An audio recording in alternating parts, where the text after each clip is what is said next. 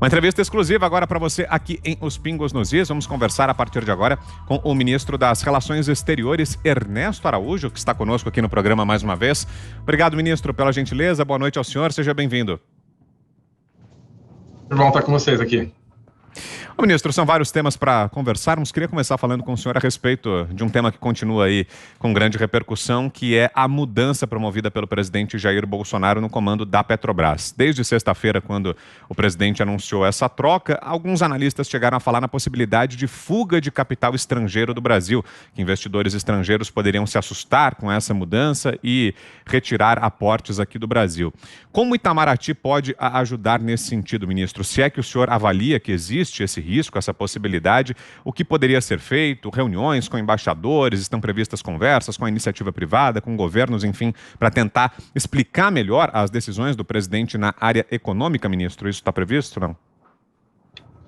Olha, eu acho que não há nenhum movimento de fuga de capitais do Brasil, em nenhum sentido. O mercado, claro, é muito volátil, né, o mercado de ações, mas o que a gente tem que olhar, acho que é o médio e longo prazo, a estrutura da economia brasileira, que continua atraindo investimentos, tem atraído pelas oportunidades enormes em infraestrutura, pelas oportunidades em energia, inclusive em petróleo e gás, os investimentos, inclusive industriais, que têm crescido no Brasil. A gente, né, tem olhado muito a economia brasileira, claro, pelo ângulo do agronegócio, que é extremamente competitivo, mas na indústria também, e o esforço que nós estamos fazendo é de, inclusive, abrir mercados para todos esses setores, e acordos que a gente tem assinado, que a gente tem procurado, favorecem também a vinda de investimentos, porque hoje esses acordos são fundamentais para que mais investidores coloquem no Brasil parte da sua cadeia produtiva, né? Hoje, sobretudo na indústria, é muito difícil algum bem industrial ser produzido todo num país só. Então, você tem a fazer parte de uma cadeia.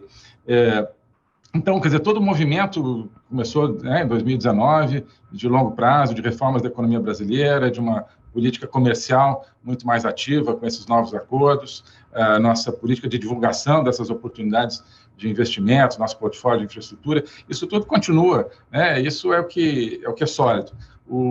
Essa volatilidade do mercado, acho que ela como o próprio nome está dizendo, ela tende a ser de curtíssimo prazo e se apagar diante da solidez da economia brasileira e da atratividade para investimentos.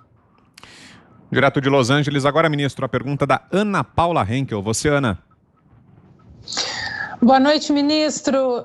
Bom, acompanhamos a eleição americana. Joe Biden entra na Casa Branca, sai Donald Trump, aí um aliado óbvio, né, do presidente Jair Bolsonaro.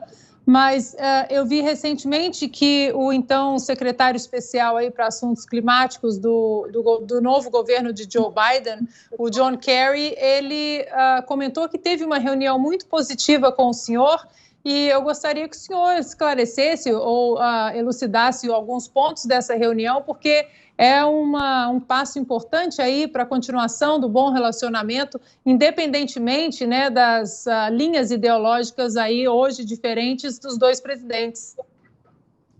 Sim, foi muito importante. Tivemos o ministro Ricardo Salles e eu, né, uma teleconferência com o secretário John Kerry, que comanda aí essa parte do clima nos Estados Unidos.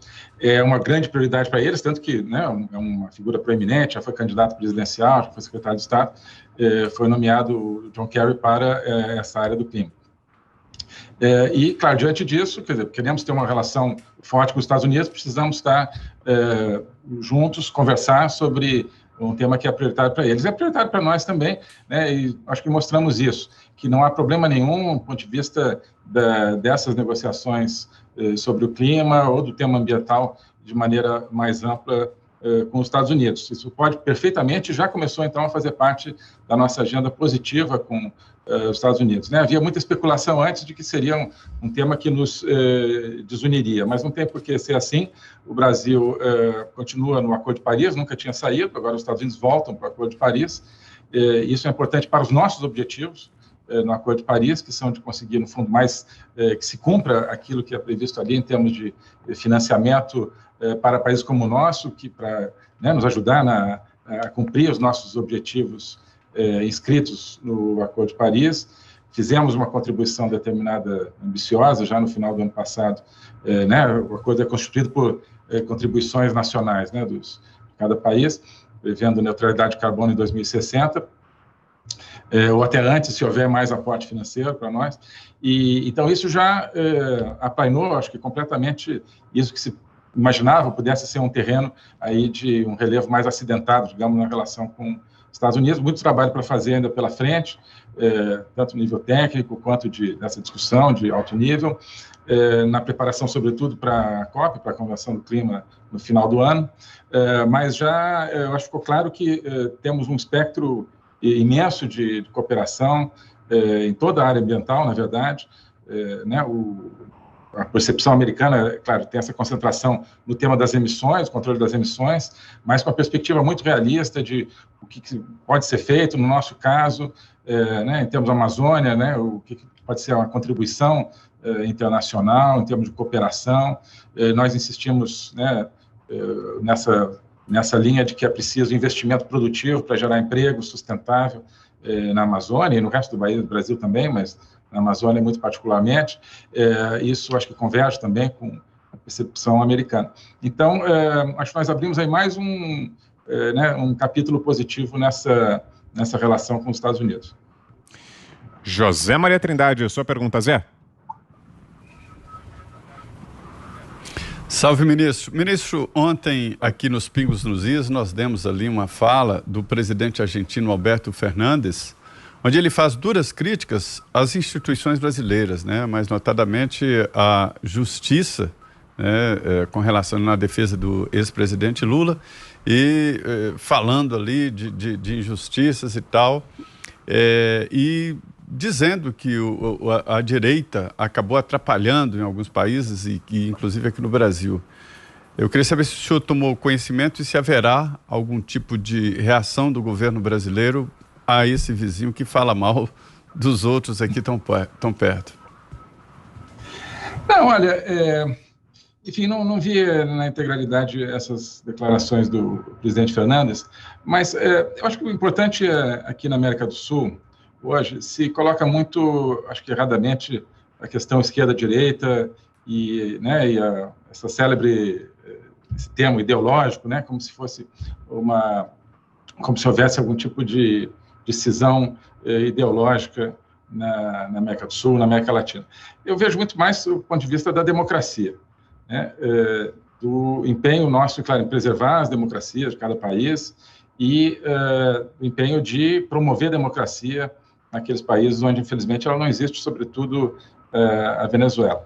E a nossa expectativa é que, né, todos os países democráticos, com instituições democráticas, como é o caso da Argentina, façam parte desse processo de uma consolidação da democracia na região e de uma promoção da democracia onde ela não existe. Para construir o futuro que a gente quer, o futuro de integração verdadeira da América Latina, o futuro de atração, voltando ao tema inicial, a atração de investimentos. O Brasil, claro, é uma economia que tem condições de atrair investimentos sem se pensar, digamos, no mercado regional, mas o mercado regional é um atrativo suplementar e para outros países ele é fundamental e nós queremos trabalhar nesse sentido. Então, eu acho que essas declarações que são assim, elas não nos desviam desse tema. Nós queremos trabalhar, inclusive com a Argentina, nessa linha da democracia, por exemplo, no ProSul, que é o instrumento que foi criado em 2019 para substituir a Unasul, com um compromisso democrático muito sólido. Acho que amanhã ou depois de amanhã vai haver uma reunião, inclusive, do ProSul, dos países do ProSul, dos quais faz parte a Argentina. Há outros mecanismos, como o Grupo de Lima, do qual a Argentina também continua fazendo parte. Então, a gente tem essa expectativa. E, claro, o convencimento, não sei exatamente o que foi falado sobre as instituições brasileiras, mas são instituições, como todos nós sabemos, inteiramente democráticas e que são vistas como uma referência democrática ao redor da região, né? Eu acho que todo mundo que se importa com esse tema de democracia sabe que o Brasil é um baluarte da democracia hoje na América do Sul. E outro tema que a gente se preocupa muito é a ameaça de setores aí do crime organizado ao processo democrático e às instituições democráticas na região.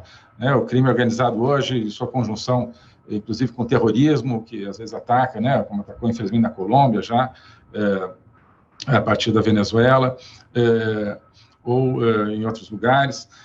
Isso tudo forma uma ameaça à democracia, e a gente tem que estar com países democráticos juntos defendendo isso. Guilherme Fiuza, sua pergunta, defendendo Fiuza. a democracia, né? Contra essas ameaças, claro.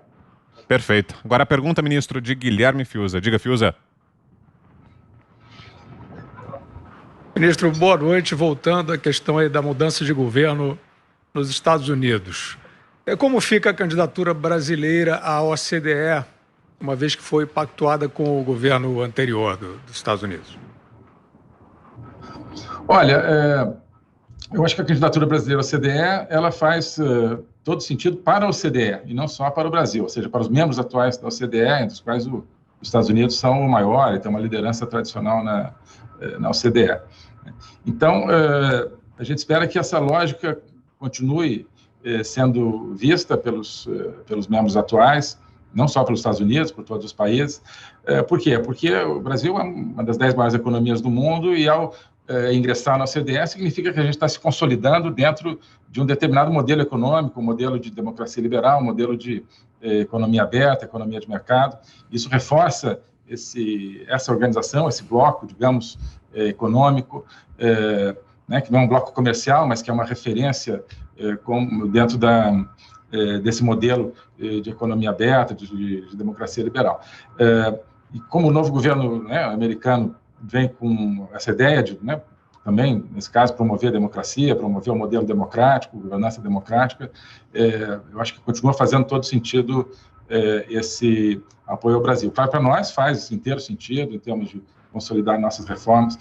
O que acontece também? Nós já continuamos no processo de incorporar todos os instrumentos que podem ser incorporados por um país não membro, então a gente já vai adiantando o dever de casa, adotando a OCDE como referência nas mais diversas áreas, mesmo ainda não tendo a obrigação de fazê-lo, mas já adotando, digamos, voluntariamente, né? A parte de meio ambiente, que a gente sabe atrai tanto interesse dos europeus, que são a maioria dos membros da OCDE, como agora do governo dos Estados Unidos. Ser membro da OCDE significa adotar toda uma série de parâmetros ambientais muito rígidos, muito rigorosos. Então, quem se importa com essa dimensão vê o Brasil chegando na OCDE como uma coisa boa, como uma coisa que vai vai consolidar, vai aprofundar nossos compromissos na área ambiental. Então, eu acho que em todo esse espectro, tanto a parte econômica propriamente, né, o CDE como referência de economia de mercado, na parte, né, de, digamos, governança democrática, na parte política, digamos assim, e na parte ambiental, em todas essas frentes, para a organização como ela é atualmente, para os Estados Unidos, acho que faz sentido essa intenção do Brasil de entrar, isso que a gente está sempre pronto a conversar com os Estados Unidos ou com todos os membros atuais. Augusto Nunes. Ministro, como vão suas relações com o embaixador da China no Brasil? Eu não ouvi o começo da sua pergunta. Como vão, ministro, as suas relações com o embaixador da China no Brasil? Bom, as relações do Brasil com a China vão muito bem, né? Os países se relacionam entre si, eu acho que nas últimas meses, semanas, a contribuição do embaixador da China para essas relações tem sido boa, assim como a contribuição do nosso embaixador em Pequim tem sido extremamente positiva para as relações, né? Eu sempre digo que, né, nosso embaixador em Pequim, ele trabalha em total respeito às instituições chinesas, né, as autoridades chinesas, circula muito bem na China, ajudando as nossas exportações, ajudando a trazer vacinas, ajudando, né, a consolidar as exportações de vacinas, de insumos de vacinas para o Brasil. E acho que esse é o papel de um embaixador, sobretudo uma relação tão importante. E acho que, ultimamente, o papel do embaixador da China em Brasília tem sido igualmente construtivo e a gente espera que continue assim. A relação como um todo, como eu digo, vai muito bem. Tenho como contato direto o chanceler chinês, o ministro das Relações Exteriores da China, com quem tive várias vezes contato virtual esse ano, mas contatos muito bons. O comércio cresceu no ano passado, nossas exportações do Brasil para a China cresceram, isso é sempre um bom indício da qualidade das relações, de modo que acho que tanto, né, essa dimensão menor, né, que é a dimensão das embaixadas, contribuem para a relação, vai bem, quanto a relação como um todo. Ministro, falando um pouquinho sobre a pandemia, nos últimos dias o diretor-geral da OMS, Tedros Adhanom, tem repetido que os países ricos estariam prejudicando, de certa forma, a vacinação nos países mais pobres, porque estariam concentrando demais as vacinas contra a Covid-19. Queria saber se o senhor vê esse mesmo cenário narrado pela OMS de uma concentração, de um suposto monopólio, de uma desigualdade provocada pelos países ricos em detrimento dos mais pobres na vacinação contra a Covid, ministro? Isso. Tenho conversado com chanceleres de vários países, países em desenvolvimento, ultimamente, que dependem muito realmente dos países desenvolvidos, claro, para o fornecimento de vacinas, seja através do consórcio COVAX, seja de outras maneiras. E estão realmente muito angustiados com essa situação do que parece ser uma concentração nos países desenvolvidos. Claro que o Brasil tem uma situação um pouco diferente, porque nós estamos nos dotando de uma capacidade de produção própria, né? Isso nos destaca, digamos, de outros países em desenvolvimento. Claro que entre os países em desenvolvimento você tem dois gigantes da indústria farmacêutica, que são China e Índia, né? Mas então estou falando, né, muitos países africanos, da América Latina, do Caribe, e inclusive já temos falado também que o Brasil, quando tivermos, digamos, autossuficiência na produção de vacinas, poderíamos, inclusive, cooperar com outros países latino-americanos ou países da comunidade de língua portuguesa, por exemplo, né, na medida da nossa possibilidade. Agora, eu acho assim, não quero criticar ninguém, mas eu acho curioso porque em todas as reuniões, declarações, ao longo quase um ano já, né, da pandemia, sempre se repete muito o mantra da solidariedade. Então, é difícil achar um ministro de algum país desenvolvido, ou em desenvolvimento, mas estou falando dos países desenvolvidos, né, que não fale da solidariedade como uma grande coisa que precisa ser o resultado, enfim, o espírito de trabalho durante a pandemia. E se fala muito sempre também do multilateralismo, que a pandemia mostra que tem que se reforçar o multilateralismo. E o que a gente nota é, basicamente, claro, que a tendência natural é que os países cuidam primeiro da sua população, né? E por mais que se fale de solidariedade com o resto do mundo, digamos, a estrutura hoje, né, no mundo é assim, são nações, cada governo, ele é responsável perante o seu povo, perante o seu eleitorado. Então, acho que é natural que seja assim. Eu acho que é importante que haja Claro, o ideal é que avance a cooperação. Eu acho que nenhum país também está negando a cooperação ao restante do mundo. Como eu disse, nós, do nosso ponto de vista, estamos prontos a cooperar, estaremos, né, quando isso for possível, claro, com a prioridade da população brasileira, né? Então, eu acho que isso tem, talvez, aí implicado um certo exercício de realidade, né, de realismo. Então, por um lado, discursos falando de solidariedade, de multilateralismo, por outro, uma realidade onde os países, né, cada um cuida da sua população primeiro e depois, né, com toda boa vontade, não estou criticando, não estou falando de egoísmo nem nada disso, mas depois, com boa vontade, coopera com o resto do mundo, né? Mas acho que isso mostra que é preciso trabalhar no nível nacional, os países têm que ter a sua capacidade de ação, esse discurso, né, de depender do multilateralismo, né? Isso já foi falado por mim, acho que o próprio presidente já falou em algum momento, né, quando se fala muito em multilateralismo, o Brasil contribuiu imensamente, por exemplo, com a manutenção da nossa produção agrícola, que alimenta, né, mais de 1 bilhão de pessoas ao redor do mundo, mesmo durante a pandemia, né? E não foi o multilateralismo que veio aqui produzir, não, são os produtores brasileiros e a logística brasileira que transporta isso, exporta e tal. E isso é a realidade, não é que a gente não seja contra o multilateralismo, mas não basta pronunciar como se fosse uma palavra mágica, solidariedade, multilateralismo, para as coisas acontecerem. Eu acho que essa situação que você descreveu mostra que é preciso partir de uma base realista nessa situação. Muito bem, esse é o chanceler Ernesto Araújo, ministro das Relações Exteriores, esteve conosco aqui em Os Pingos nos Is. Obrigado mais uma vez, viu, ministro, pela entrevista, pela presença aqui no programa. Boa noite. Obrigado, boa noite.